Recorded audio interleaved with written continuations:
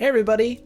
So, recently I did a poll asking which artist you guys want me to cover next in my 3 Killin' Lick series, and it looks like Kurt Rosenwinkel is the winner. Today, we're going to look at his licks over his solo off of Reflections. We'll talk about some soloing concepts, some chord shapes, as well as some chord licks. Let's jump right into it.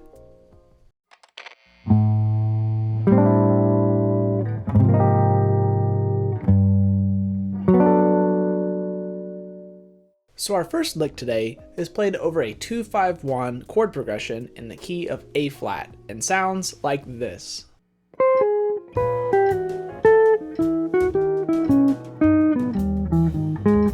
A lot of times when I listen to Kurt's playing, especially from this period, I hear bebop that's played in a slightly different way. This lick is no exception and uses a common but effective tool called a tritone 2-5.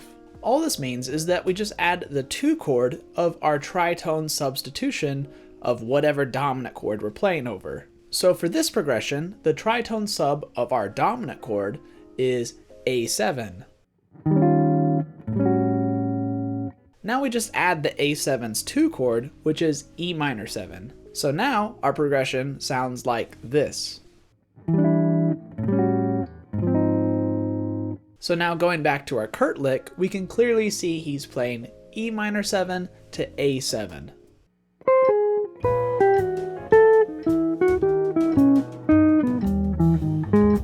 Then he closes the lick by playing an E flat augmented line, which is mostly just the E flat augmented arpeggio going down.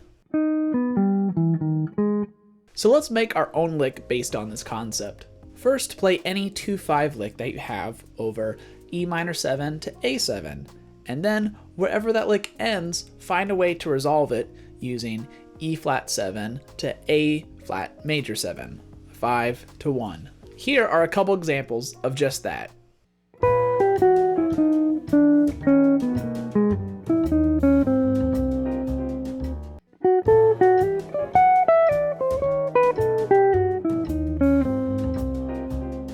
So our next lick is a very guitar-based shape and sounds like this.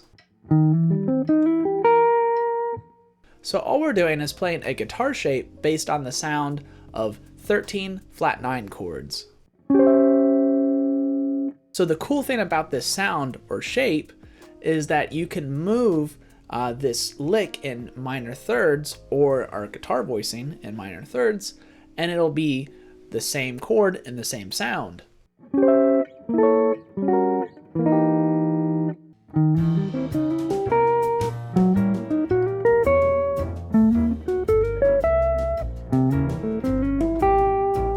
Try to find a way to resolve this lick wherever it ends. Here are a couple ways you could do it off of each inversion.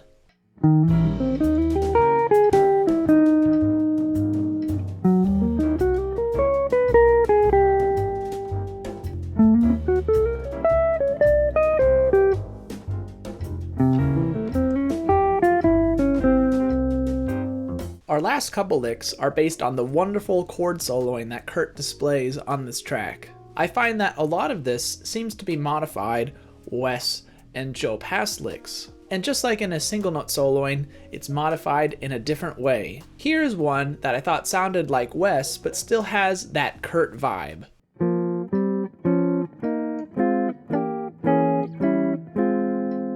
Another thing Kurt likes to do is he'll play a really dissonant voicing, and then right after that, play a really consonant voicing. Here is an example. So what I think is happening here is that he's playing this F7, sharp 5, sharp 9 voicing, and then leaves out the sharp 5 in that voicing because you get a more dissonant sound because of the minor 9th interval. And then he resolves to E flat major, which sounds a bit weird theoretically, but I think it works because of the B flat in the bass. Because that B flat is there, it makes it sound like 5 to 1, F7 to B flat.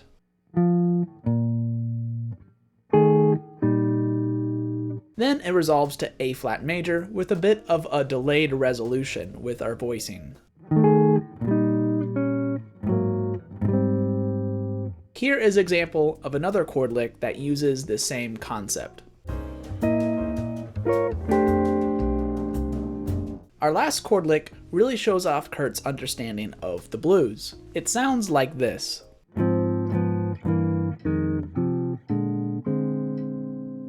All it is just the blues scale harmonized using block chords over a 2/5 progression. Kurt is using a lot of drop 2 voicings to give it that nice open sound. Let's take this concept of harmonizing the blues scale over a 2/5 and make our own chord lick off that.